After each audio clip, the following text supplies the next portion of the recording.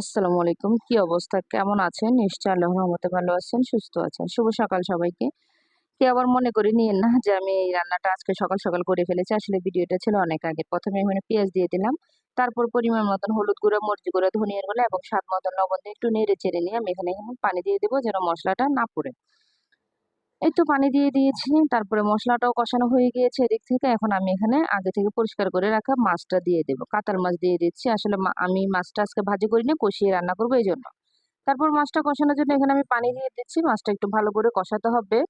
তারপরে তো এদিক থেকে মাছটা কষানো হয়ে গিয়েছে। আমি তুলে নিব। তুলে নিয়ে আমি এখান থেকে এখানে আজকে ডাঁটা আলু দিয়ে মাছটা রান্না করব। আমার আম্মু ডাঁটাটা খুব পছন্দ করে। এজন্য মূলত আমার আম্মুর জন্য এই তরকারিটা স্পেশাল ভাবে রান্না করেছি। কারণ আমার কাছে এখন আর কাঁচা মাছটা খেতে ভালো লাগে না। তাই এই তো ডাঁটা আলুটা কষানো হয়ে গিয়েছে। ফুল রান্নার জন্য আমি এখানে পানি দিয়ে দিয়েছি। তারপরে এখানে আমি আগে থেকে কষিয়ে রাখা মাছগুলো একে, একে সবগুলা মাছ আমি দিয়ে দিয়েছি। দিয়ে আমি এখানে এখন একটু ঢাকনা দিয়ে ঢেকে দিব।